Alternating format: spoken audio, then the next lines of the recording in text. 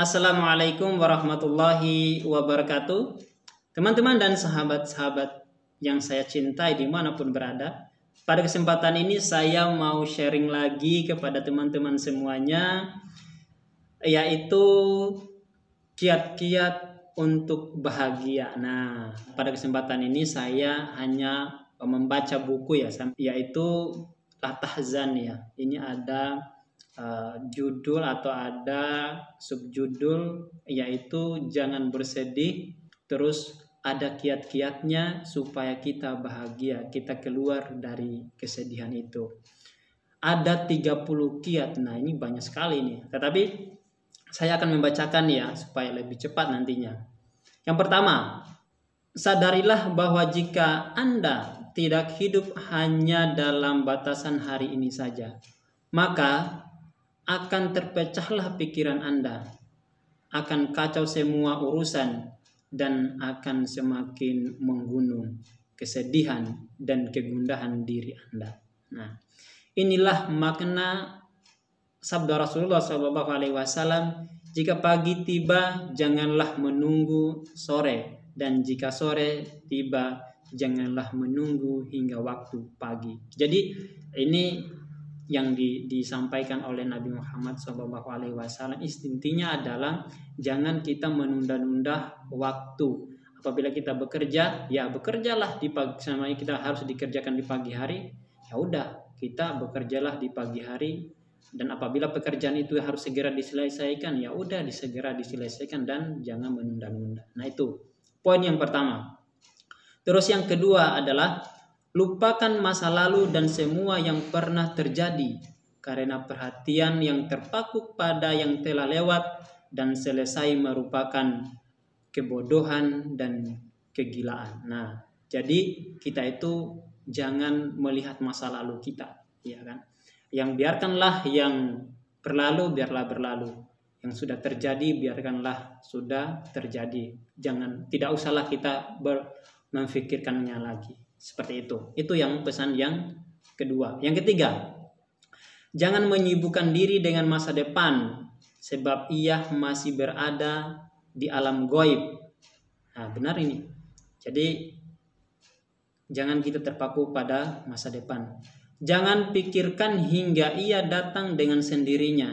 Nah, jadi jangan pikirkan hingga ia datang dengan sendirinya. Mungkin ini harus direncanakan ya kan? Jangan secara tiba-tiba di masa depan itu, jangan hanya datang secara tiba-tiba, tetapi kita mungkin lebih mendesain ya, atau merancang, membuat progres di masa yang akan datang. Tetapi kita harus persiapan dari sekarang. Ya, seperti itu. Itu pesannya. Kemudian yang keempat, jangan mudah tergoncang oleh kritikan. Jadilah orang yang teguh pendirian dan sadarilah bahwa kritikan itu akan mengangkat harga diri Anda setara dengan kritikan tersebut. Jadi tidak usahlah kita terlalu mudah untuk berpikir terhadap kritikan orang lain ya. Gak usah lah. Ya kita bisa menganggap bahwa kritikan orang lain itu adalah masukan untuk kita supaya kita menjadi lebih baik. Jadi itu yang poin keempat. Poin kelima, beriman kepada Allah dan beramal soleh adalah kehidupan yang baik dan bahagia. Nah, ini kira-kira sudah jelas ya, kita beriman kepada Allah, kemudian kita beramal soleh, apapun yang kita lakukan itu merupakan sebuah kebaikan, itu menjadi amalan soleh kita, dan itu yang harus kita lakukan. Kemudian yang keenamnya, barang siapa menginginkan ketenangan, keteduhan, dan kesenangan, maka dia harus berzikir kepada Allah. Ya, tentunya kita mungkin salah satunya beristighfar ya, kemudian memuji Allah, kemudian bertakbir, bertahmid, dan bertahlil ya. Itu adalah salah satu zikir-zikir untuk mendekatkan diri kepada Allah Subhanahu wa taala dan mensyukuri semua apa yang diberikan, ya kan? Nah, kemudian yang ketujuh, hamba harus menyadari bahwa segala sesuatu berdasarkan ketentuan qada dan qadar. Nah, Itu kita juga harus menyadarinya kan. Apa yang terjadi pada diri kita, musibah apapun yang terjadi pada diri kita, itu adalah sudah di ketentuan dari Allah Subhanahu wa taala. Jadi hanya kita berusaha dengan sebaik-baiknya bagaimana kemudian qada dan qadar itu kita hadapinya dengan baik. Nah, itu kan. Nah, kita harus bersabar mengikhlaskan itu semuanya. Nah, itu yang poin ke-7. Terus poin yang ke-8.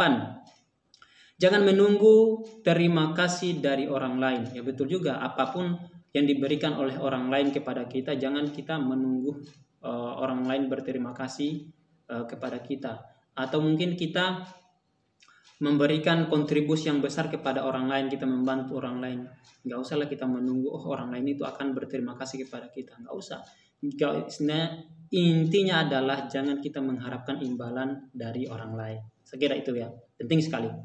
Kemudian ke-9, persiapkan diri Anda untuk menerima kemungkinan terburuknya. Ini yang harus kita persiapkan ini. Kita kan nggak tahu di masa depan ya, masa yang akan datang. Tetapi apapun yang akan terjadi pada diri kita, itu harus benar-benar kita menyiapkan mental. Semuanya menjadi pembisnis, siap-siap.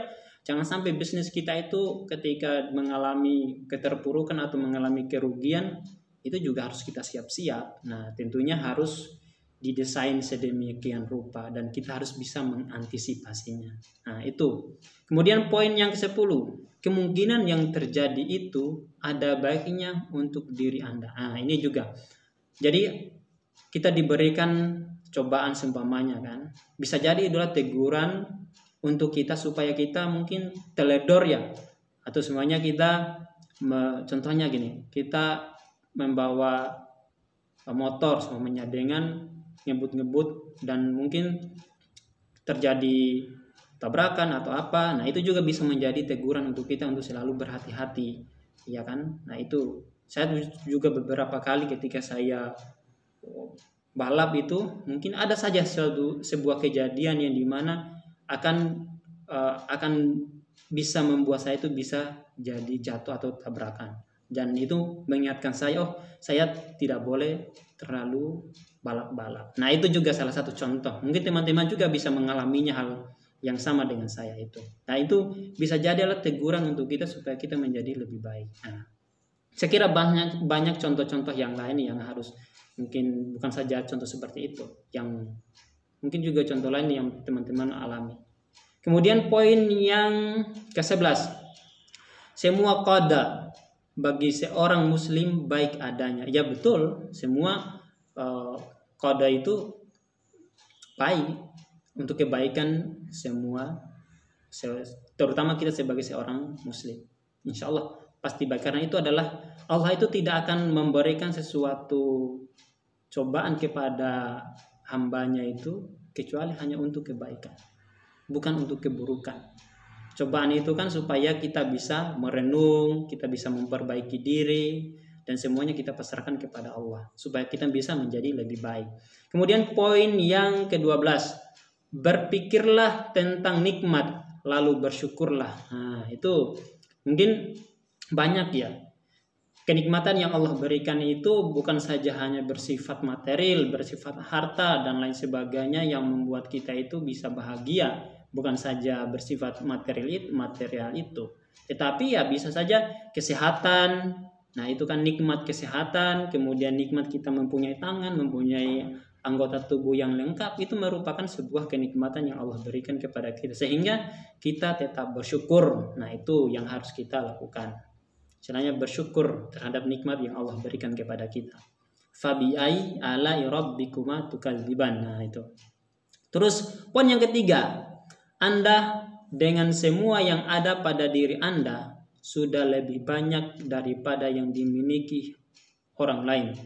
Nah, ini Anda dengan semua yang ada pada diri Anda sudah lebih banyak daripada yang dimiliki oleh orang lain. Mungkin ya seperti itu tadi yang sudah dicontohkan, kita mempunyai kelengkapan apa yang ada di dalam diri kita. Mungkin baik itu kita mempunyai harta yang banyak, mempunyai kelengkapan yang banyak. Saya kira juga orang lain mungkin lebih, kita sudah lebih lengkap daripada orang lain. Mungkin orang lain tidak punya tangan satu, ya, mungkin juga masih mempunyai kekurangan. Itu yang harus kita syukuri sebenarnya. Intinya adalah kita mensyukuri segala nikmat yang Allah berikan kepada kita. Kemudian poin ke-13.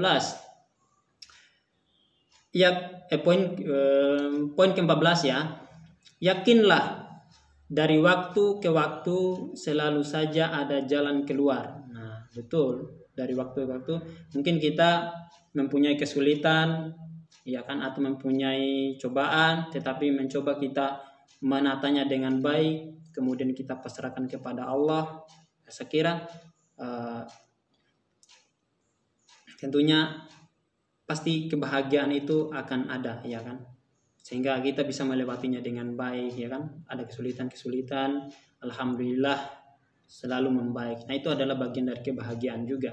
Kemudian selanjutnya poin yang ke-15, yakinlah dengan musibah hati akan tergerak untuk berdoa. Betul juga ya.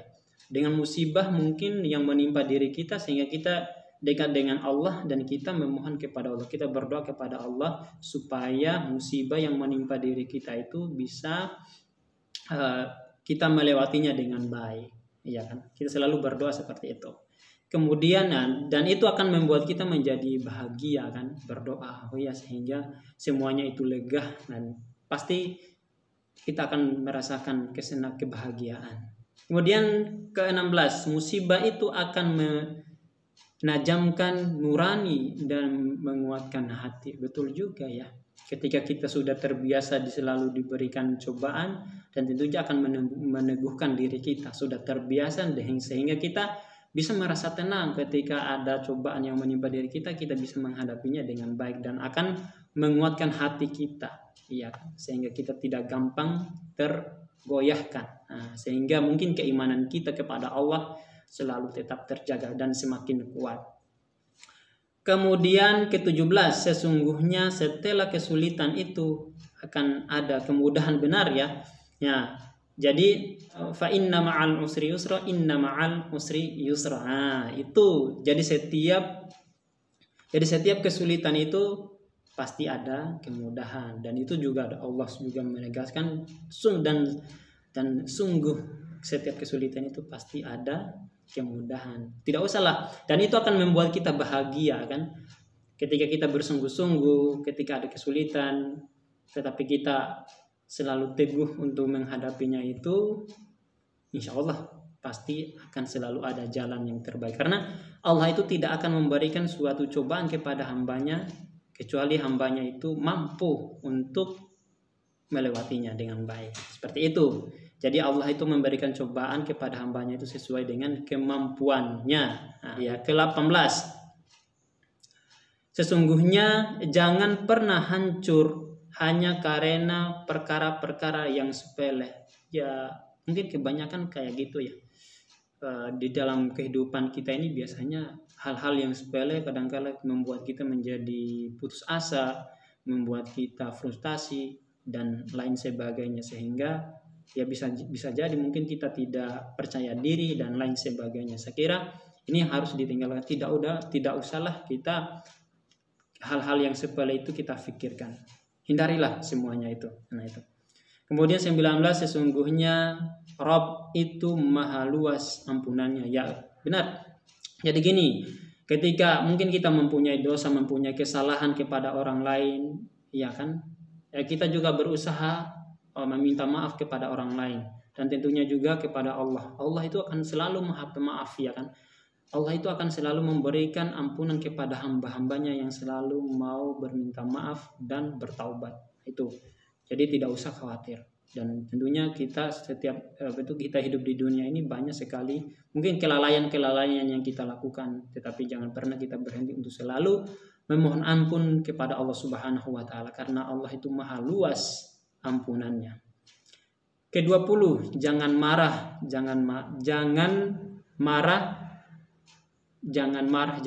ya, benar juga. Jadi jangan pernah kita marah-marah ya. Ya, benar juga ya. Membuat kita menjadi bahagia. Ya, tetapi ya namanya juga manusia, kan. Pasti ada sifat ini. Tetapi kita berusaha untuk setiap kejadian kemudian atau kesalahan orang lain terhadap diri kita, atau orang lain berbuat salah kepada kita, atau memaki kita atau melecehkan kita, kita tidak usah berusaha semaksimal mungkin untuk tidak marah, ya kan? Seperti itu bijaknya. Tetapi kan kita ini manusia kan punya keterbatasan juga kan. Seperti itu. Kemudian selanjutnya 2.21 ya, kiat-kiat supaya untuk bahagia. Kehidupan ini tak lebih hanya sekedar roti, air, dan bayangan. Maka tidak usahlah bersedih jika semua itu ada. Iya benar juga ya. Kehidupan ini tak lebih hanya sekedar roti. Mungkin perumpamaan ya.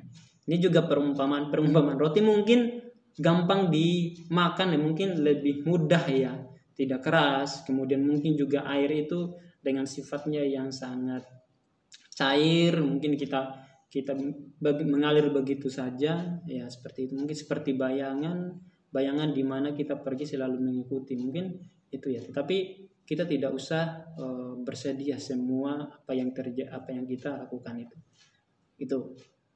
Tapi mungkin teman-teman bisa memaknai perumpamaan ini, mungkin teman-teman bisa sharing lah kepada kita semuanya.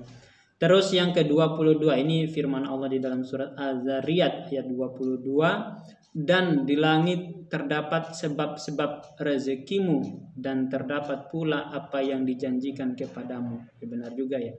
Saya kira ini sudah jelas semua apa yang Allah siapkan ya. Sebenarnya Allah itu sudah menyiapkan rezeki kita yang ada di muka bumi ini. Tinggal bagaimana kita mendapatkan rezeki itu, supaya itu bagaimana caranya supaya rezeki itu bisa datang kepada diri kita. Tentunya itu yang harus kita pikirkan. Ke-23, kebanyakan dari apa yang Anda takutkan tidak pernah terjadi.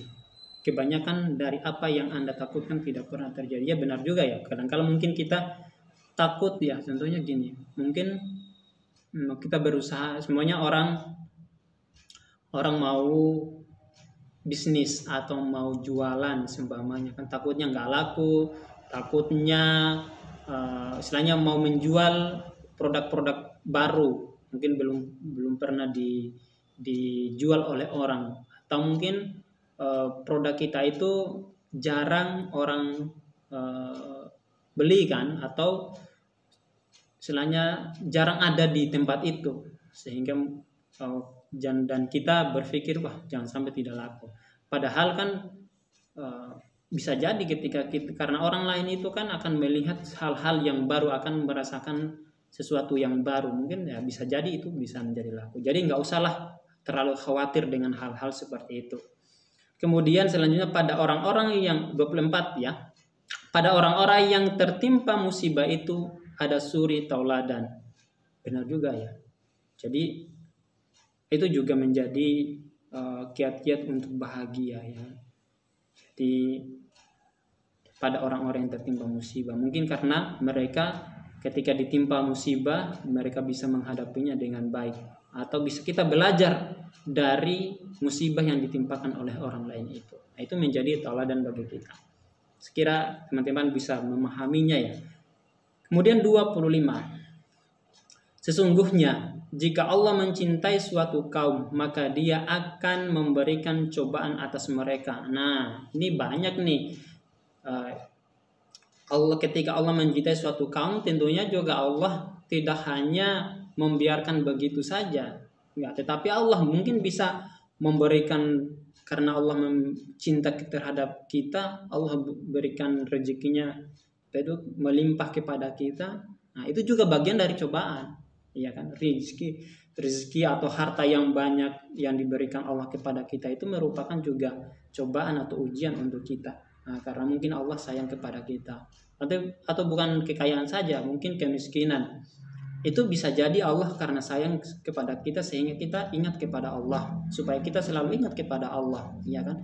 Kalau seandainya kita diberikan kekayaan yang banyak tetapi justru itu akan melalaikan kita. Nah, itu juga menjadi cobaan. Nah, mudah-mudahan ini juga teman-teman kita semuanya bisa memaknainya. Kemudian selanjutnya, ulangilah doa-doa untuk menghapuskan bencana. Nah, kita selalu berdoa memohon kepada Allah supaya kita terhindar dari segala musibah atau bencana yang akan menimpa kita. Tentunya itu juga bagian dari kebahagiaan. Itu ekspresi kita supaya untuk bisa bahagia.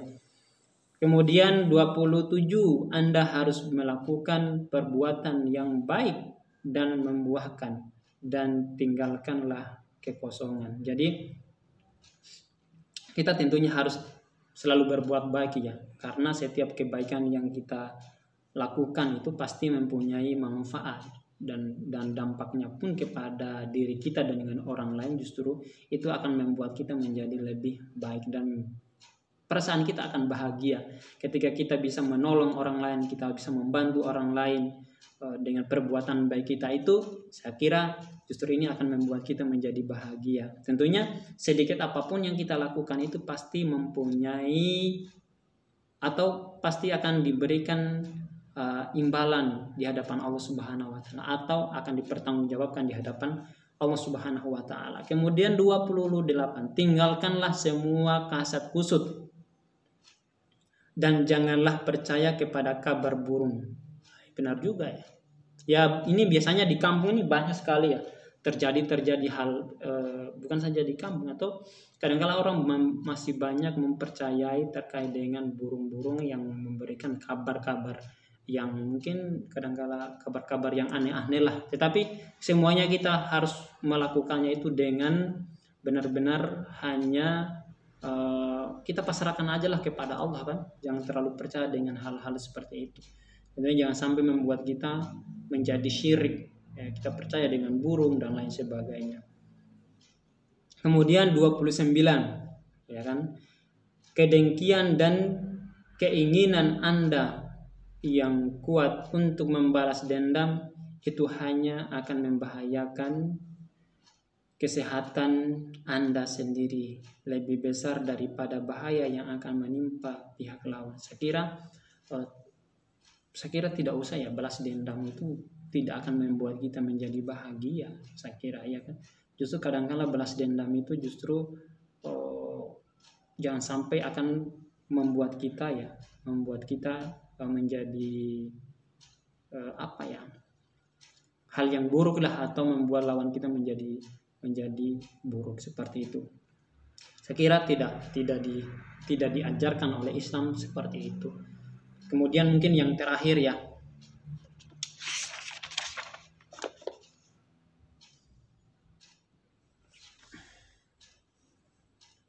ke-30, semua musibah yang menimpa diri Anda adalah penghapusan dosa-dosa.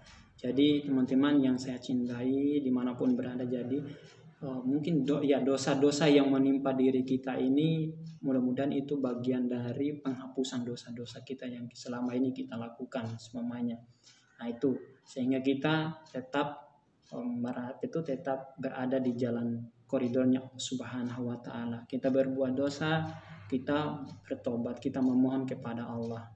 Mungkin Allah menghapus dosa-dosa kita itu dengan apapun itu, dengan berbagai macam musibah-musibah yang menimpa diri kita, sehingga lewat situlah mungkin dosa-dosa kita bisa dihapuskan. Karena mungkin kita terlalu banyak berbuat melanggar hukum syariah dan lain sebagainya, atau melanggar tatanan-tatanan sosial kita dan lain sebagainya. Saya kira mungkin kita ditimpa musibah itu adalah bagian dari penghapusan dosa-dosa kita. Amin ya rabbal alamin. Mudah-mudahan ke-30 ya, 30 kiat-kiat untuk kita bisa bahagia dan keluar dari kesedihan ini mudah-mudahan bermanfaat, dan ini bisa memberikan kita inspirasi kepada semuanya. Dan tentunya kita jangan pernah berhenti untuk selalu belajar dan berikhtiar semaksimal mungkin, sehingga kita dijauhkan, atau kita selalu berdoa ya, mendekatkan diri kepada Allah Subhanahu wa taala, sehingga